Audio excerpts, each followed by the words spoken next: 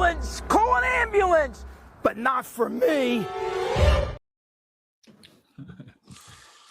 It's this week's edition of the NFC North Roundtable. A new era begins now, fellas. We are actively scouting for the future of our prospective teams. We got boots on the ground. Well, not every team has boots on the ground. As we talked last year, combine might be coming to an end at some point. But until that happens, we are in Naptown, ready to look at the future of the league while they prance and dance around on the field in their draws. Foster, Dave, let's start off the combine talk with what our heads of state, the HNICs, if you will, HNICs for the Bears and the Lions are concerned, and just the guys in charge currently with the Vikings. Foster, one half of Bleachers and Speakers heading up all things Detroit sports. What did Brad Holmes and them have to say? Well, they made it pretty clear about what the focus of the draft will be. They definitely want some versatile guys on the offensive line. The offensive line, defensive line, in secondary are the high priorities. Specifically, the safety position as far as the secondary is concerned.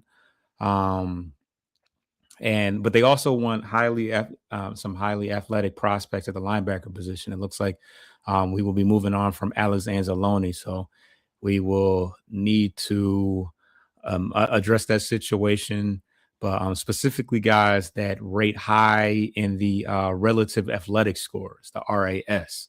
Our top linebacker at this current moment, Jack Campbell, had a 9.98 on the RAS. So they're looking for guys that kind of fit that mold, hopefully. But outside of that, the OC and DC also had some things to talk about. As far as Petzing is concerned, Petzing is concerned, he's plans to take a hands-off approach as far as letting it. He's not going to pound the table for his guys as far as personnel that we get through free agency and the draft. He's going to allow Brad Holmes to kind of do what he needs to do. And, find the guys that are going to be able to maximize their potential. He also stated that although he used a lot of, 13 personnel sets with the 3 tight ends or 2 tight ends or whatever. And he hopes to, regardless of, what his preference is, put the best 11 guys on the field.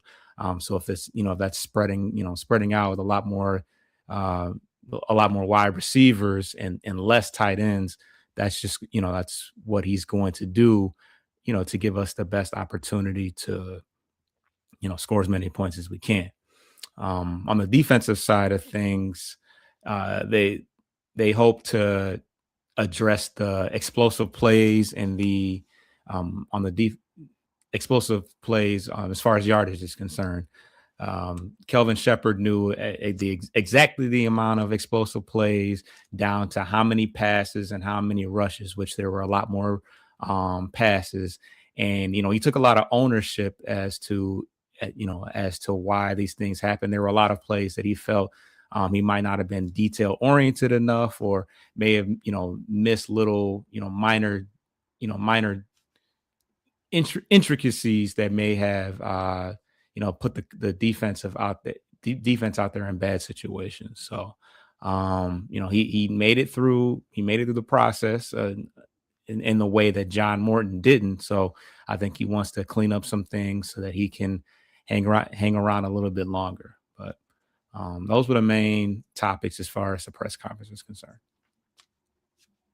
I did notice the same thing from, I believe it was Dan Campbell's, when his media availability. He was drumming on about Calvin Shepard, as you mentioned. I believe they said they're going to change the defensive scheme this coming season based on all the big plays they were giving up. You said, right? Yeah, I mean, I think he said he wants to kind of fine tune things. They used the metaphor of ripping the band-aids and, just being a lot more upfront, no sugarcoating. Like I feel like there's a sense of urgency that, this is, we can't, we got to capitalize on the opportunity that we have. And, we took a firm step back last year. And the team was more healthy. I mean, we had some pretty bad, Brian Branch, Kirby Joseph. We had some pretty Terrion Arnold. We had some, pretty rough injuries last year, but I think that we felt that we were better equipped to combat that. So they definitely want to, turn over all the everything and make sure make sure they're more fine-tuned coming into this year. Okay. One last thing. Brad Holmes, he did talk a lot about that 2023 draft class. What well, how does he feel about the how that class is producing up to now? So, okay, so I didn't catch that part of it. I know from what I know, that's the draft class that he's pretty much turned around and extended nearly everybody, if I'm not mistaken. But he likes to hang his hat on his ability to draft. So yeah, he likes to keep his guys. He doesn't like to divert away to outsiders. He likes to lock his guys in. Yeah, I think you mentioned it pretty much. Anzalone and some other players, those are the guys that he's probably deciding on not bringing back. But yeah, he does like to keep his guys in house. We'll keep an eye on now. Yeah, that class. That's about 50-50 though. Jack Campbell, Gibbs, Laporta, Branch, and then it gets dark after that. Top half, he was strong though. Okay. Any players that you would prefer that they can just move away from? Well, they already moved off of Hendon Hooker. Broderick Martin's already gone. Colby Sorsdale maybe is around, and then Antoine Green is gone. So the bottom half of it was a failure, but the top four have all made a Pro Bowl: Branch, Laporta, Campbell, and Gibbs. Okay. Did they say anything about what they're gonna do with David Montgomery? Dan Campbell pretty much said that he knows how I feel about him, so he didn't put it out there, but the understanding is that there's love there. And he said that the OC Petzing is a big fan of him, so they're hoping to move past that and keep it rolling. And then also Petzing did say that that as far as offensive efficiency, it's a moving target. On any given week, you might see 50 passes or 50 rushes. It all just kind of he wants to remain. He doesn't want to be predictable. He wants to not. He doesn't want to let the left hand know what the right hand is doing, and just remaining. But remaining versatile. We have the ability to do both. Goff can put in the air a whole bunch of times, but we also can play smash mouth NFC North football and just run 40 plus times with Gibbs and Montgomery as well. Okay. I don't want to see a return to smash mouth football out of Detroit, just being honest with you there, bro. Dave, those skull guys out of Minnesota.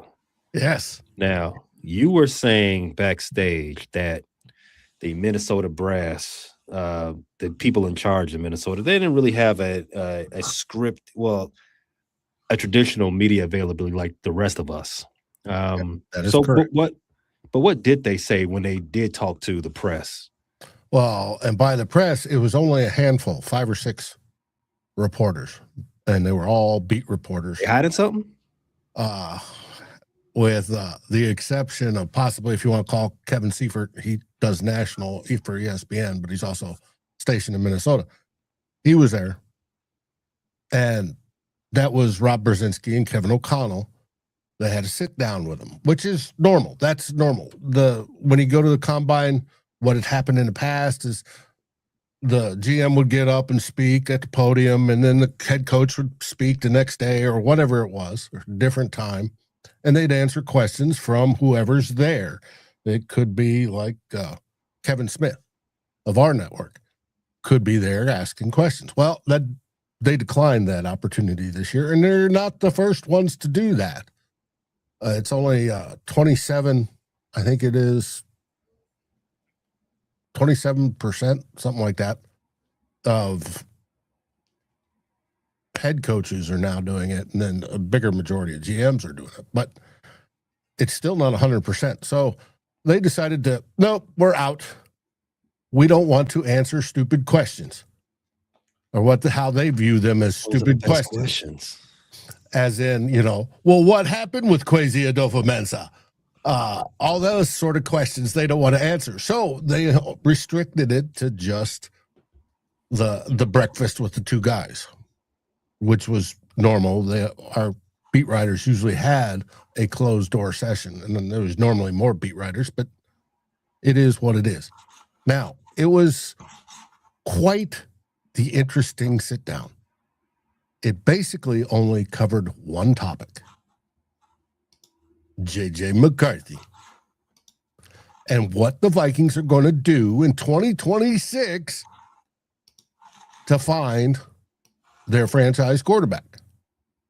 Now, why it's interesting is that Rob Brzezinski says we're going to cast a wide net at quarterback. Okay, what's that mean? Okay, they're looking at every option. Trades, who's on the market, all that sort of stuff. And it could be JJ. We'll find out. It's interesting because they weren't specific. They were just generalized on what they were going to do. And it's like, well, all right, what's it mean when you're going to cast a wide net? Do you mean that, and Brzezinski said we're looking for a baseline quarterback in play that's effective. Well, yeah, I think every team would look for a baseline quarterback play that's effective. And what do you mean by effective? Playoffs, wins in the playoffs, Super Bowl. It throws up this whole bunch of questions that the fans want answered, but they don't know. Now, they asked about J.J. McCarthy, and Kevin O'Connell said he's our franchise quarterback. Said it back in 2024. And do they still feel the same? Kevin O'Connell says that he does have the same feelings for J.J. McCarthy. But, quote, was and will always continue to be strong, i.e. those feelings, and kind of thoughts or noise to the contrary. No, that was the wrong quote. Sorry. A lot of those feelings are still the same. It's just a timeline, or just the timeline is in a different place for us now than it was in 2024. So according to KOC, he feels the same about J.J. McCarthy. And I saw an interview with him today, and he basically does. He says, but he missed so much time due to injury, and then he's got to fix some stuff. We learned today he's out with a big quarterback coach out in California that has helped a whole bunch of people, and he's out there working on his mechanics and stuff, which is good. But the timeline changed. Well, I'm channeling my inner Zim Zoo, and Zim Zoo was a bit that Ted Glover, a former host of mine, used to do on the Daily Norseman, where he would translate what Mike Zimmer would say. because head coaches are notorious for going blah, blah, blah, blah, blah, blah, blah, blah, and saying nothing. And he would translate that to what it meant. And for Kevin O'Connell saying, yes, a lot of those feelings are the same. It's the timeline is in a different place for us. Well, the timeline is because Kevin O'Connell has to win this year. He can't wait. Now, does that mean JJ isn't the one? No, it doesn't. JJ may very well be our starter, but it could be anywhere from Kyler Murray to Kirk Cousins to Aaron Rodgers or a whole slew of other quarterbacks. Mac Jones, who knows? We don't know yet. Did we get any indication from either KOC or Brzezinski? Nope. Other than they're going to cast a wide net. So this has been an interesting combine for the Vikings and the Vikings fans. They said basically a whole bunch of nothing, whole bunch of obvious stuff. We're making decisions. And Rob Brzezinski, God bless him, he's been with the team 27 years. He's an obvious cap guru, well respected in the league. He's been in the league 33 years, knows what he's doing, but he's going to run things through the draft, and then they're going to look for a new GM. It may be him if he wants it. He may not. He's turned down the position before. But he wants to see the Minnesota Vikings with a franchise quarterback. We all do. We haven't had one since Fran Tarkington. A long-term one. And as you all know, we've never won the Super Bowl. But it's been a frustrating few days. I'm waiting to see the guys in their underwear running 40-yard dash and lifting weights. Can't wait. That's what she said. Of those guys there, Dave, who would you prefer them to bring in to, I guess, push Mr. Nine? Aaron Rodgers, Kirk Cousins, Kyler Murray, Spencer Rattler, Tanner McKee. Who is their preference? Well, the Spencer Rattler one that came out here a couple days ago when he was on with Kay Adams was absolutely brilliant. And we've got a community member in T-Bass who's been an advocate for Spencer Rattler. And I thought that was interesting. It was good. Would I like Spencer Rattler to be a backup? Sure. Bring him on down. But he's still under contract is the problem. Same with Mac Jones. Mac Jones is under contract. Now, do I want Mac Jones? No, I think Mac Jones is Kirk Cousins' dollar store version. He's a statue. Can he complete passes and run the system? Oh, yeah. His arm isn't as good as Kirk Cousins, or at least as it was. So, no, I don't want Mac Jones either. Do I want Kyler Murray? One of the beat writers there is, we got to get Kyler Murray. And I'm like, no. Did you see what Warren Sharp said about him the other day? What'd he say? He read stats from Kyler Murray from 2022 to 2024 and what he's done. And they are miserable. Among 36 qualifying QBs since 2022, dead last in completion percentage. With throws over 25 yards. Dead last in EPA. Dead last in yards per attempt. Okay, so he said, all right, I'll shrink it down to 20-plus yards. Ranks 45 out of 46. 42nd in yards per attempt. And 40th in completion out of 46 QB. I think J.J. McCarthy and his team games rated better than that. 15 plus yards. Worst EPA amongst 51 quarterbacks. 47th in yards per attempt. 42nd in completion rate. All right, let's shrink it down even further. How about just throwing to the sticks? 10-yard plus. Last in EPA out of 43 quarterbacks. 41st in yards per attempt. 36 in completion percentage. Health and durability issues. He's hurt as much as J.J. McCarthy is. He's had one full season in the last 5 years. He's had his ACL. He's had a meniscus tear. He's had hamstring strains, sprained ankles, and he had a Lynn Frank type injury in his foot last year. Why do I want to replace J.J. McCarthy, who has better upside, and if you count his just last 4 games, a much better play, with the short dynamo that is Kyler Murray? But the biggest games, or the biggest stats, were how many games did he play when it was under 45 degrees? Outside. Obviously, he played in a dome. There was one, and it was, I think, Carolina, and it was barely under 45. He lost.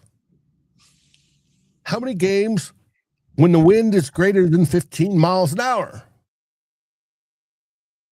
One, and he lost. How many games did he play in precipitation? One, and he lost. So those that are watching that happen to be Steelers fans, AFC North folks that are talking about, let's get Kyler Murray, yeah, go right ahead. He's not going to work. He's from Texas, too. He never played. Well, I mean, I think you all are harping on the wrong stats here, man. I mean, his Call of Duty stats are elite from what I understand. And they probably are. That's worth something. And if you want to hear me go off on him, I did a Vikings daily opener today where I talked about yesterday and the press conference, if you want to call it that, between the Vikings reps and Brzezinski and KOC. And I touch on all the quarterbacks, the ones that were mentioned, the ones that were not. It is interesting. Now, you ask me, who do I want coming in to back up J.J. McCarthy? I think it's going to be Anthony Richardson if he gets released from the Colts. Why? He was KOC's first draft crush. We tried to trade for Anthony Richardson to draft him. Didn't work. His second draft crush, Drake May, we tried to trade for, and the Pats said no. And we sort of settled on J.J. McCarthy. That's the way it sort of works out. It just seems that way. Excellent segue there, Dave. Speaking of KOC and his crushes, did they mention, and I know it seems as if the Vikings brass, they wanted to control the narrative. They wanted only a certain amount of information out there. But was there any mention of them hiring a permanent GM? The ownership has talked about it. They'll do the search after the draft. Okay. All right. Well, we got a long way to get through. I think we got just under 3 months until the draft. Yeah. So it's a ways. And if Brzezinski wants it, it's probably going to be basically his. But if he doesn't, we're going to look. And we've got a whole list. We've gone through, at least I've gone through, a whole list of possible candidates. And we'll see. There's a whole bunch of assistant GMs, including the Lions. And but we'll find out. It could be the guy that was fired from the Bills, for all I know. It's Ken Dorsey. So, all right. What about those Packers? Did anybody notice what the Packers got going on? Who cares? I got a question. I got a question. Do you all know how long it's been since the Packers won a game? How long? 80 days. Not that I'm counting or anything. Not that I'm keeping track. Apparently not. Okay. 80 whole days.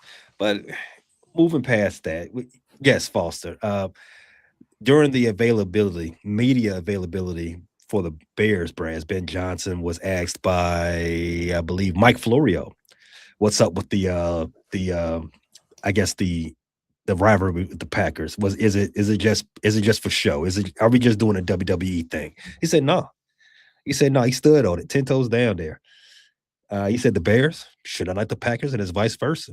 He said, but what about you? What about you? Do you talk to LaFleur and them up there? He's like, for what? No, they haven't reached out to me. I don't talk to them. I don't need them, and that's why that's my coach. Statue on the way. No, no Pat Riley. He ain't gonna wait 40 years for this statue. I asked about what about McCaskey? They don't like you cussing. Oh, it's a new era. Oh, McCaskey's on my side. Fully agrees. Exactly. New era. But they were more than just those type of questions bantied about to the Bears. And yet more important stuff other than what the basement of the division's got going on. So Ben Johnson was asked if it's true that he no, wrong one. Ben Johnson was asked to identify one play that stood out to him the most from the season. And he played coy about all that type of stuff, and whether or not he went back and did the review on the last game of the season when we lost to the Rams. And he had to get away from football. He hasn't even gotten into that part of this stuff yet, but there will be time for that, and that'll probably be after the combine. More important stuff that was asked to Ryan Poles, general manager of the Chicago Bears, was the left tackle situation, what we got going on there. He was asked for his evaluation of the left tackle class, and that he is interested in getting a new starter at 25 with the Bears drafted in the first round. Whether or not that happens, we shall see, and we will talk about the combine results coming up next after that. But why is the reason they're looking for a new starter? Ozzie Trapillo, the guy who started the most games this season at left tackle, I don't think he's going to play next season with a patellar tendon rupture. Whether or not the big guy is going to be able to get back out there. Well, he's gone through earlier surgery than my estimate. I don't know if he actually had the surgery yet, but that's one of those things that takes a while to fix, especially somebody his size. He's 6'8". He's 6'8". He's a mountain of a man. Speaking of, did you all watch Game of Thrones? You look like you watch Game of Thrones there, Dave. Doesn't he? You look like you're from the north. Yeah, you're Stark. You're like this show, Who Will Be King, got named after it. There you go. Who's going to be king of the north? It all tracks. You're not out there review bombing Breaking Bad, are you? You're not one of those guys, are you? No, I'm not. No. Okay. All right. Just making sure. Yeah, I don't know if you heard about that. There's a war going on in the streets, Game of Thrones versus Breaking Bad right now, but later for that. Some other things that they talked about. Obviously, the media did try to, bait Poles and Ben Johnson into some stadium talk, and they did not take the bait. They said, "Hey, I'm a toe the company line here. Smart people. They know what they're doing. Let's just let the politics do what they got to do there." But there was some things that did come from this. It has been reported that Ryan Poles did say that there will be some tough decisions becoming made, and today, as it been reported, that Tremaine Edmonds, starting middle linebacker for Chicago Bears, is available to seek trade counterparts. So we all I'm willing to swap him for Javon Hargrave. Let's talk backstage. Secret. The problem is they carry the same amount of money. Yeah, that's probably not going to work for the Bears. Bears fans were anticipating he was going to be a salary cap cut anyway. So if he can be traded for something, that's a win. Whether or not we're taking back on the same kind of money, I don't know if that still clears the bar as far as a win. We need to get under that cap. Well, the Bears aren't dramatically over it, but it is. It is new territory for the Bears, who've had a ton of cap money the last 3 years, and now we're 10 over. But those are spoils. Why do you have a ton of cap money? Because you sucked. Because we sucked. Mm-hmm. I mean, that's the easiest way to say it. When you're tanking and not winning games, you're probably not paying good players. Exactly. You're probably paying a bunch of young players. Now we're a veteran team now. Those contracts they're up there. So 10 over. That's where that goes. As far as the trade market, the Bears said they will be aggressive in the trade market as well. As I just said, Tremaine Edmonds is available. Probably Kevin Byard, but from my understanding, they do like Kevin Byard. They do probably want to figure out a way to bring him back. And DJ Moore, that name is a real thing now. He is being shopped. So stay tuned on those fronts. And when we come back on the other side of this break, we're going to talk about the first day of actual underwear Olympics. I know, Dave, settle down. We will get right to it. If watching live, we'll be right back. Need a Garrett's popcorn break.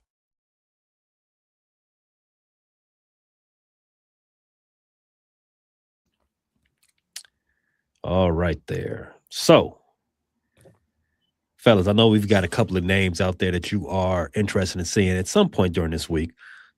What are some of those names, Dave? Those players, we talked about those players last week, but what in particular do you want to see out of those players this weekend? It's like, times, body weight, length of arms. You tell me, what's some of the players and the attributes you're looking for?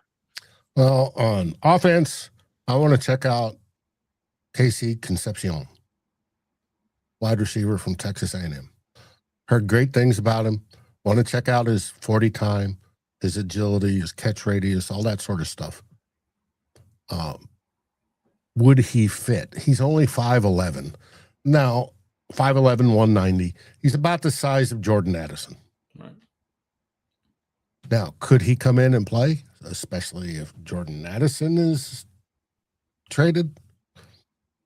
That's why I'm looking at Casey Concepcion. Not just Jordan Addison, Jalen Naylor is. If they go wide receiver in the first round, that's about where he would land, I would think. 18th-ish.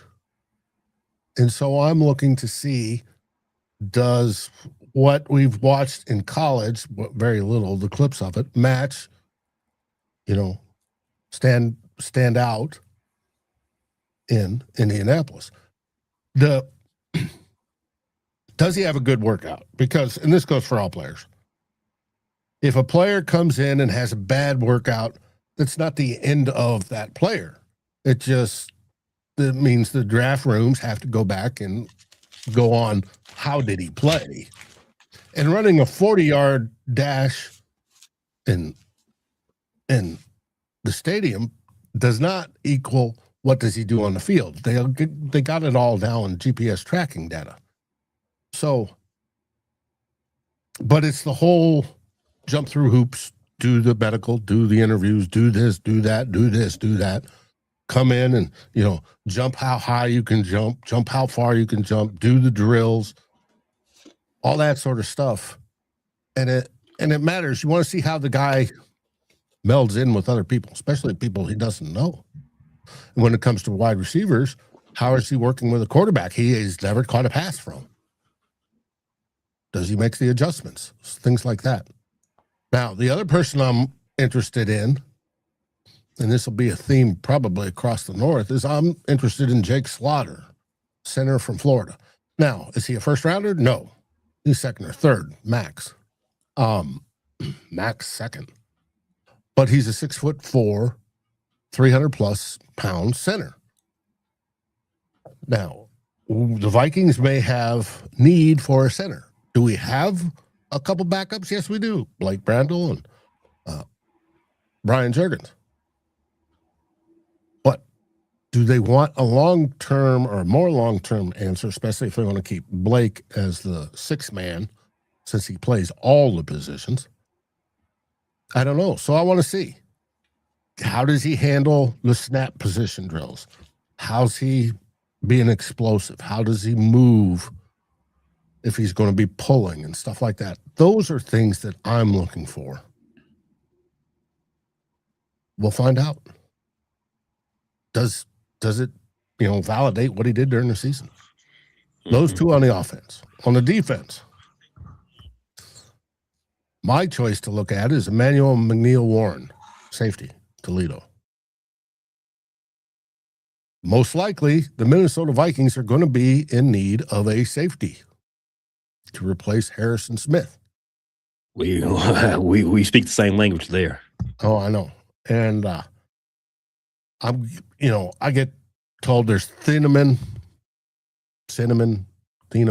whatever, from Oregon. And I'm not impressed. I want to see if I can be impressed by Emmanuel McNeil-Warren. We'll see. He's 6'2", good size, just under 210 pounds, perfect size for a safety. He works good up in the box. He works good in the back. Let's see how he runs his 40. I want to see what his 40 time is. Stuff like that. How he can move in the drills. Are the hips stiff? Got to have oily hips. All that sort of stuff. And then the next defender I'm looking at is Caleb Banks, defensive tackle out of Florida. Can he's a big dude, 6'6", 335 pounds. Yeah. But he's built more like an edge rusher than he is a defensive tackle. Now, his stats sort of went down when they moved him to nose this year, but that was because they played him at nose the whole time. He's more of a 3 to 5 technique than what in the 3-5 defense we call defensive end. Mm-hmm. And the question is, could we use him there? Absolutely. So I'm looking for him to see how fast he is. I expect a 5'2", 40 or less. I want to see him explode that first 10 yards on a 40. That sort of stuff. Look at his, arm length, confirm it, the whole works. Length is good. Mm-hmm. What they tell me. Mm-hmm. That's what the girls say. Yeah. That is what they say. It's the motion of the ocean. Yeah, that's a good argument as well. It's how you work. Oily hips. Yeah. Hey, definitely need the oily hips. But anyway, Foster, let's what prospects are you more interested in seeing this week? Well, we interviewed a lot of linebackers, edge rushers, and O-linemen. But the number one guy on my list on the defensive side of the ball is TJ Parker. We already interviewed him at the combine, and he had a big Senior Bowl. He had a down season in general. He only had 5 sacks. He had 11 last year. So, they do say that there's kind of a drop once you get past the top 3 edge rushers, and he's kind of in that next crop of things, which at 17, that's kind of where he'll land. But yeah, he had 11 sacks and 6 forced fumbles last year. But he's a good edge setter, which Dan Campbell likes his edge rushers to be able to set the edge and defend the run. He's real effective with his hands in converting power to speed. Not the most fleet of foot guy, so I'm not super, not worried about his 40 time, but I do want to, as far as the hand size, arm length, I do want to see how he measures up in that as far as that category. But he's got a good motor, which they like. And he also has the ability to drop into coverage as well, which, it can be important at times. Hutch had an interception last year against Stafford and the Rams. So they do like to utilize that at times. The other guy defensively, I guess we all need safeties. Obviously, Kirby Joseph and Brian Branch are both had season-ending injuries, and there's some. We know Branch is going to be out for a while, but there's some discrepancy about what Kirby Joseph has got going on. So Kamari Ramsey, he's a second-round option. He's a safety out of USC, and he's versatile. He can play safety. He can play nickel. We may have a hole at the nickelback position as well, with Amik Robertson possibly leaving. So he shows a willingness to play the run, and he has the temperament to also be that last line of defense at the free safety position. And as far as the athleticism, I mean, as far as the things that I'm looking forward to as far as his workout, I guess agility, and obviously I want a guy that's got some ball skills. So guys, so the vert, all that type of stuff is important. As far as on the offensive side of the ball, Caden Proctor has been the hot name. He's a mammoth of a human being. You talked about a 6'8" tackle. He's 6'7", 360 pounds, and he has a high run game upside. Which we like to be able to run the ball, so that's important. And Taylor Decker has made an announcement saying that he's coming back for his 11th year, which got some mixed results as far as how people feel about that. But he missed some time last year, and he's kind of a shell of himself. So Caden could definitely be the predecessor to him. He's a Bama guy. We like those Bama guys. That we've got some good success. And another school that we've had some success with is Iowa. So I'm looking at Jennings Dunker, who's another versatile option at the offensive line position. He would likely start inside, and he will be able to eventually convert to the tackle position when Taylor Decker leaves. But he's another. Versatility is kind of the name of the game for us. We've had issues on the interior and exterior, so the fact that he has the ability to play both is something that we like. The computer has you on offense checking out centers. Yes, Sam Heck out of Kansas State and Connor Liu. Now Connor Liu is the best center in the class, but he injured himself and he won't be ready. So whoever takes him is going to take him on a flyer. And we also said that we might move Tate Ratledge to center as well. So that kind of shifts the focus, I guess, to the with still possibly tackle, but it opens up a spot at the interior position opposite Christian Mahogany too. Mm-hmm. Well, generally with the offensive line, you want the five best guys playing, if possible.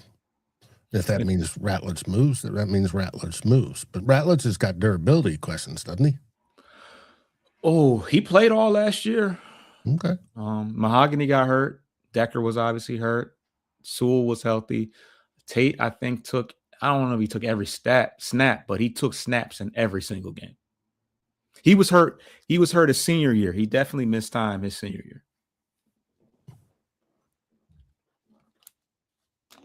So for the Bears, kid I'm looking at is the first kid I'm looking at is coming out of Notre Dame. Jadarian Price, I believe is how you say his name. The thing I want to see from him, I want to see that speed. Now, DeAndre Swift, he's got good speed. He's played all over the place, Philly, Detroit, some other places. We came to the Bears, real good speed. But for the kid that's Price, he's got elite speed, and I want to see him put that on display in Naptown. Might give Ben Johnson a little bit more of what he had with Jahmyr Gibbs, and that's first thing I'm looking for out of Mr. Price. Another player that I want to see, Caden McDonald, not preferably, but the thing I want to see from him, I want to see his wingspan. He's an interior lineman. I want to see what type of down lineman. So he's primarily working on the inside. So I want to see what type of wingspan he's working with. I also want to see how tall he is. I want to see the measurables above the waist. I do have some concerns about his weight. I want to see where he weighs into. Not necessarily like a boxing match, but if he comes in like closer to 350, I'm gonna knock some points off of his score. I want to see him come in around 325, 335, 350. That's a little too hefty for me. So I'm interested to see where that comes in with him, because. And you all did mention safeties. So the Bears are definitely going to be in the need for safeties. Both of our safeties were free agents coming up. There's rumors that Jaquan Brisker will not be retained. That sucks. We're all fans of Kwani, as Tiff likes to call him. And Kevin Byard, he's an all-pro. Just had an all-pro season. So why would you want to get rid of an all-pro? So, but there's tough decisions got to be made. However, in this draft, we are definitely looking at Mr. McNeil out of Oregon, right? I think he's very athletic. I think I saw that he's supposed to be in a 4.44-3 type range. I know Philadelphia's looking at him. And if Philadelphia's got their eye on him, you definitely want to also make sure you got your eye on him. So those are three guys that I'm also checking out. Also, C.J. Allen, Sonny Styles. I want to see their speed. Mostly their shuttle speed. Those are linebackers, so I want to see how well they get it. Be able to move in and out of tight spots. Because if Tremaine Edmonds is going to be gone. His backups, even though DeMarco Jackson was a pretty good backup, you still got Noah Sewell, and we don't want to put the defense in the hands of Noah Sewell, not as the green dot. No, sir. So those are just some of the five guys that I'm checking out in particular. Did I mention Parker Edge from Clemson? Yeah, another one. I want to see. I saw him at the Senior Bowl. Got to watch that, and I think there's something there. I think he's going to be a top 15 pick, though. He might not be even in the conversation for the Bears, but if he does, and if he shows what he's supposed to show in Indianapolis, don't even worry about it. But I'm interested. As Dave said, I'm gonna just come on. I'm gonna come on out there too. I like the Underwear Olympics. I like to see the guys. I like to see the guys perform in the draws. So yeah. Hey, it's what it is. It has been that way for a long time. Mm-hmm. So now for the Packers. I looked it up. Computer says Sam Hecht, center, Kansas State. He's a big guy who demonstrates strength and intelligence, blah, blah, blah.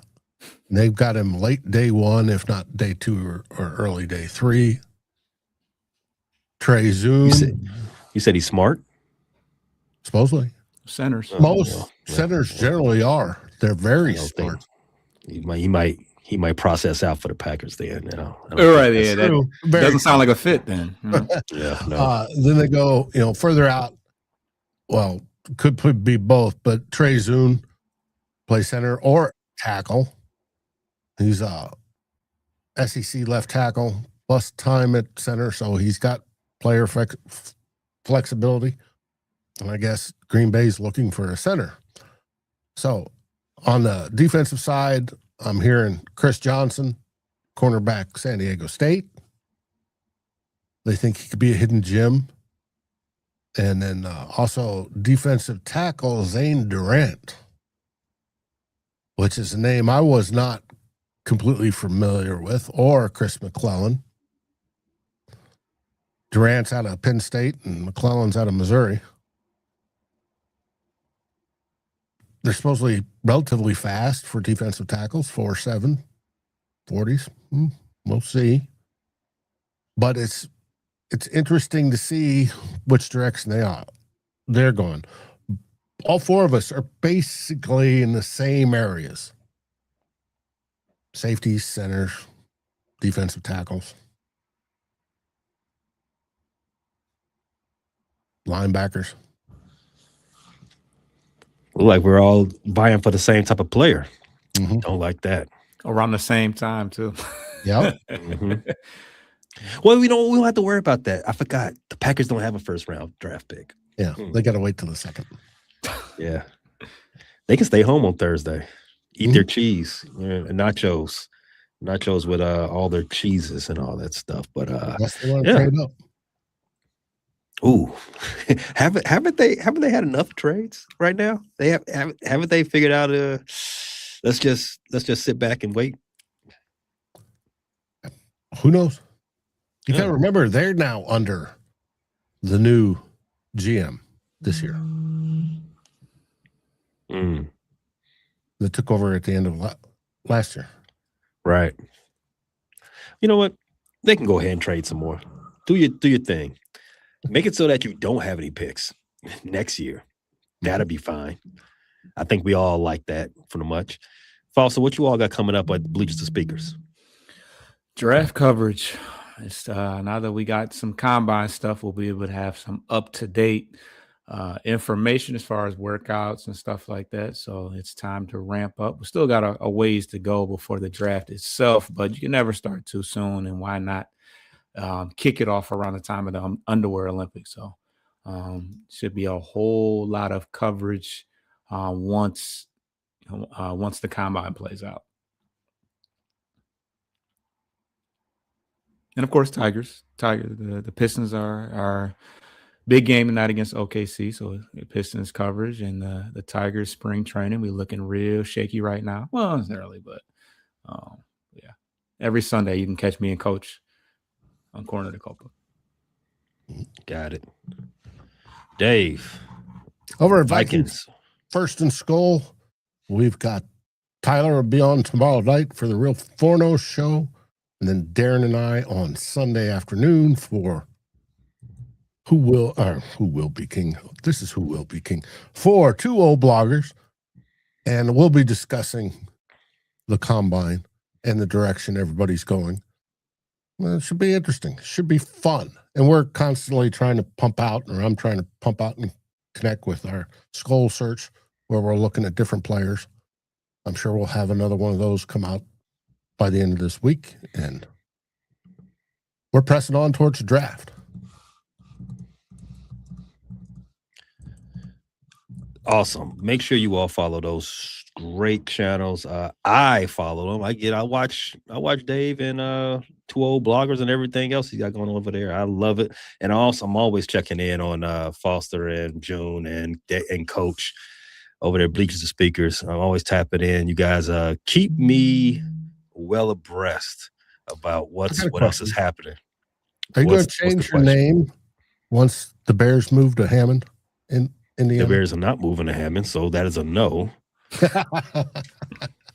We'll see. I did want to finish the show on a note.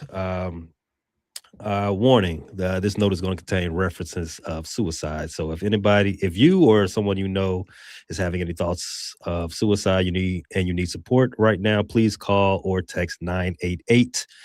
You can also check with the Suicide and Crisis Lifeline at 988lifeline.org. This is about a football player who reportedly took his life over the weekend, only 25 years old. Rondale Moore, he had season-ending knee injuries in back-to-back preseasons. It's not about the fact that he's a professional athlete who 10 years to the day of his passing, he posted a note to himself saying that please be patient. That kind of hit hard and not in the good way. So there's no way to gauge someone else's suffering in this world. You know, we project what we think someone else is dealing with. We perceive what we assume that someone is suffering just because of what they put out there on social media or how you see them in the day to day. Same way you would assume someone's in the happiest marriage and they're going through it, or they're the happiest person in the world and they're not. I just want to say that no matter who you are or what you got going on, you are not alone. You do have resources. You do have someone that can help. Definitely reach out to 988 if you are needing of help, because we don't want to see any more of those type of stories coming out, not in sports or just in anywhere else. So thanks everyone for watching. NFC North, who will be king? NFC North Roundtable next week, same time, same channel. Thanks for listening to this latest episode from the Frustrated Chicago Sports Fan Channel. Don't matter if you listen to this on Apple Podcasts or Spotify or watch it on Twitch or YouTube. Make sure you like, subscribe, share with a friend, hit the notification bell so you never miss a drop. And to all the guys from Chicago, we say three things: bear down, go Cubs go, and sell the team, Jerry.